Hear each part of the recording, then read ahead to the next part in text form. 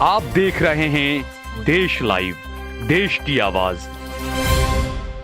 अस्सलाम वालेकुम, आदाब, नमस्कार, सत श्री अकाल। देश लाइव में आपका स्वागत है। मैं हूं सहल कुरैशी। दोस्तों, बीजेपी के एक सांसद ने मोदी के खिलाफ बड़ा मोर्चा खोल दिया और यह कहा है कि वो मोदी सरकार को घसीट कर सुप्रीम कोर्ट में लेकर जाएंगे। और मुद्दा क्या है?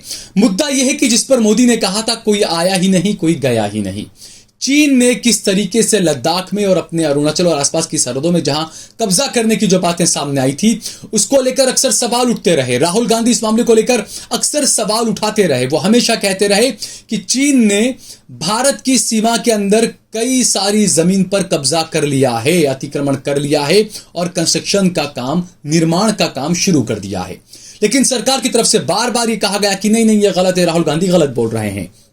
और अनभक्तों का तो कहना ही किया। अनभक्तों ने तो राहुल गांधी को पूरा पप्पू बनाने में कोई कसर बाकी नहीं रखी, पप्पू साबित करने में। लेकिन हुआ यही कि जब जब राहुल गांधी ने जो जो मुद्दे उठाए, सरकार को आखिरकार घुटने टेकने पड़े। एक तरफ सरकार कहती है कि कोई आया ही नहीं, कोई गया ही नहीं। उसके कुछ दिन बाद में सरकार कहती है कि चीन से बातचीत हो गई है, चीन पीछे खिसकने के लिए तैयार हो गया है। तो ये जनता को समझना चाहिए कि एक तरफ सरकार कहती है कि कोई आया ही नहीं, तो कोई जाएगा कैसे, या कोई गया ही नहीं। और दूसरी तरफ सरकार कहती है कि चीन से बातचीत हो गई है, चीन पीछे हटने के लिए तैयार हो गया है। अब जो है वो बीजेपी के एक नेता, फायर ब्रांड नेता, जिन्होंने सोनिया गांधी और राहुल गांधी को कई सारे केसों में उलझा कर रख दिया था, वो अब तक मोदी के और बीजेपी के और अनभक्तों के काफी दुलारे बने हुए थे, आंखों का तारा बने हुए थे। लेकिन जैसे ही भारत चंद्रयान चांद पर पहुंचा, उसके बाद फौरन बीजेपी की आंखों का तारा टूटकर खिरने लगा, बिखरने लगा, आंखों की एक पत्थर की तरह उनको चुभने लगा। हम बात कर रहे हैं सुब्रमण्यम स्वामी की। बीजेपी के सांसद हैं। सुब्रमण्यम स्वामी को वो तोप भी कहा जाता है जो कब अपना रुख बदल ले, कोई किसी के बारे में, उनके बारे में कोई ये नहीं कह सकता कि उनकी तोप का रुख, उनके निशाने पर आखिर कौन आ जाए। पहले राहुल और सोनिया उनके निशाने पर थे, कांग्रेस पार्टी उनके निशाने पर थी, चिदंबरम उनके निशाने पर थे। लेकिन इन दिनों पूरी की पूरी बीजेपी और मोदी की सरकार उनके निशाने पर है। वो अक्सर अर्थव्यवस्था को लेकर मोदी सरकार पर हमला बोलते रहे और वो हमेशा कहते हैं कि मोदी सरकार झूठ बोल रही है अर्थव्यवस्था को लेकर, अर्थव्यवस्था हमारी गिर रही है। इसके अलावा पिछले दिनों जब G20 हुआ तो उन्होंने इसको लेकर भी एक ट्वीट किया और कहा कि 4100 करोड़ रुपए का बिना वजह का खर्च किया गया G20 में और हासिल किया हुआ, इसे लेकर भी इन्होंने ट्वीट किया। और अब जो है वो इन्होंने ये कहा है कि चाइना ने, ये सुब्रमण्यम स्वामी ने एक्स पर, जो ट्विटर जो एक्स हो चुका है, एक्स पर एक ट्वीट किया है। अब मुझे नहीं पता कि एक्स पर ट्वीट कहेंगे या एक्स पर एक्स किया है कहेंगे, वो मुझे नहीं पता। तो बहरहाल एक्स पर उन्होंने लिखा है कि भारत की लद्दाख की 4067 वर्ग किलोमीटर की जमीन पर चीन ने कब्जा कर लिया है। चीन ने ये लद्दाख की इतनी जमीन हड़प ली है और मोदी सरकार इसमें झूठ बोल रही है। इसी वजह से उन्होंने कहा है कि मैं इस मुद्दे को लेकर सुप्रीम कोर्ट जाऊंगा और सरकार को अब जवाब देकर यह बताना होगा सुप्रीम कोर्ट के अंदर कि कितनी जमीन चाइना ने हड़पी है, चाइना कितना अंदर घुसा है, चाइना ने भारत की जमीन पर कब्जा करके कितने निर्माण कार्य आगे बढ़ा दिए हैं। ये तमाम चीजों का जवाब अब सुप्रीम कोर्ट में सरकार को देना होगा। आप सोचिए, इससे ज्यादा बड़ी शर्मिंदगी क्या होगी कि कोई विपक्षी नेता नहीं, खुद सत्ता पक्ष का एक वो नेता जो कभी मोदी का काफी करीबी नेता हुआ करता था, वो नेता मोदी के खिलाफ सुप्रीम कोर्ट में जाएगा। फहरिस्त, लिस्ट, सूची बड़ी लंबी है दोस्तों। सुब्रमण्यम स्वामी ऐसा पहला नेता नहीं है बीजेपी का जो मोदी के खिलाफ और उनकी सरकार की गलत नीतियों के खिलाफ खड़ा हुआ है। यशवंत सिन्हा भी थे, जसवंत सिंह भी थे, सुब्रमण्यम स्वामी भी हैं। इनके अलावा भी कई और लोग थे, बीजेपी के ही लोग थे। एक बड़े अधिवक्ता थे राम जेठमलानी, वो भी हमें पता है। तो कई ऐसे बीजेपी के ही नेता, और वो नेता जिन्होंने 2014 में जिन्होंने सबसे ज्यादा लॉबिंग ब्रांडिंग की थी नरेंद्र मोदी की, उनको प्रधानमंत्री बनाने के लिए, तो जो लोग उसमें सबसे ज्यादा मुखर थे मोदी को समर्थन करने के लिए, आज वो तमाम लोग, उनमें से शायद एक दो लोग ही कोई बचे होंगे मोदी के साथ, बाकी उनमें से तमाम लोग जो है वो मोदी के सामने खिलाफ खड़े हो चुके हैं, मोदी की हर बात का वो विरोध कर रहे हैं।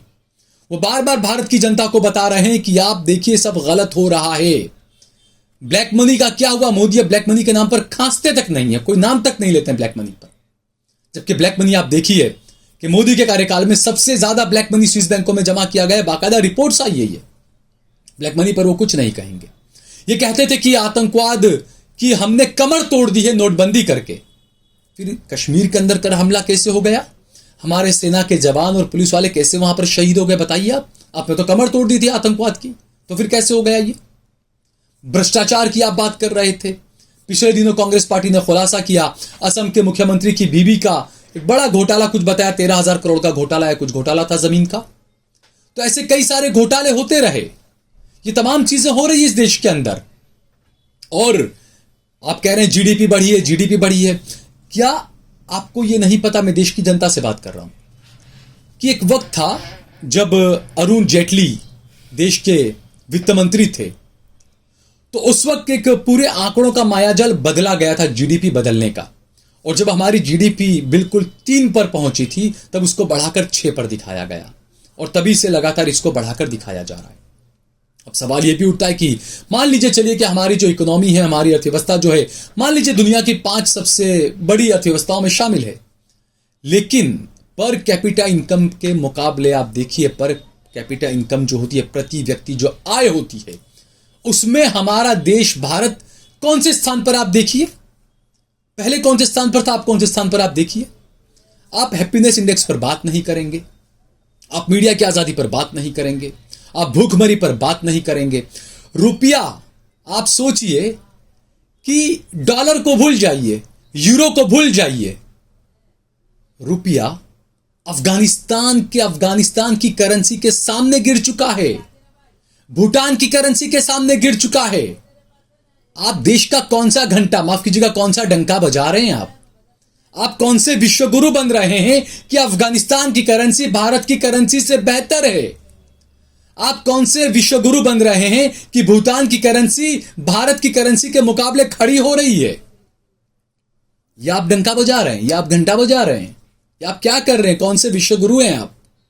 और हैरानी की बात कि G20 की बैठक हुई हमारे यहां पर, G20 का पूरा कार्यक्रम हुआ, प्रधानमंत्री ने प्रेस कॉन्फ्रेंस तक नहीं की। आप सोचिए किस चीज का डर था, क्योंकि 6 महीने के बाद चुनाव है, और किसी नेता को जो अलग अलग विदेशों से जो आए थे, किसी को प्रेस कॉन्फ्रेंस नहीं करने दी गई।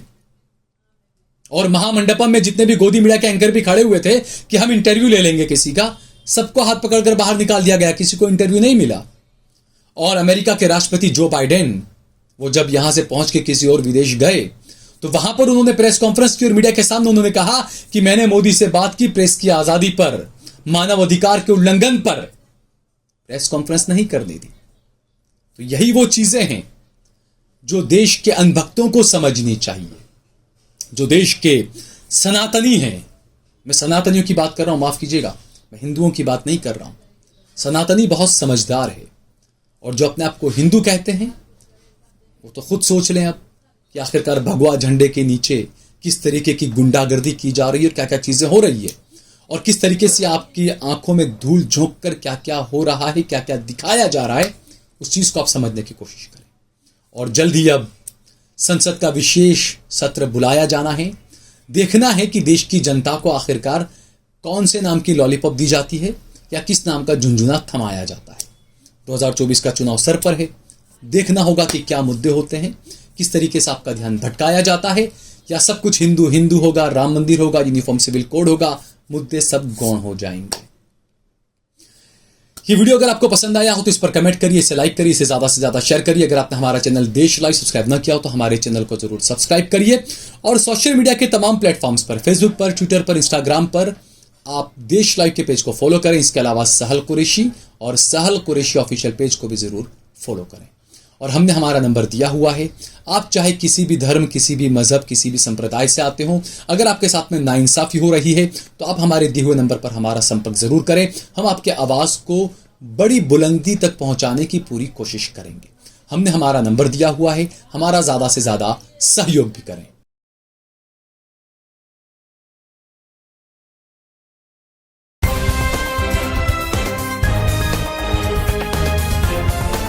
देश और दुनिया की तमाम छोटी और बड़ी खबरों के लिए हमारे चैनल को सब्सक्राइब करना न भूलें और बेल का बटन जरूर दबाएं।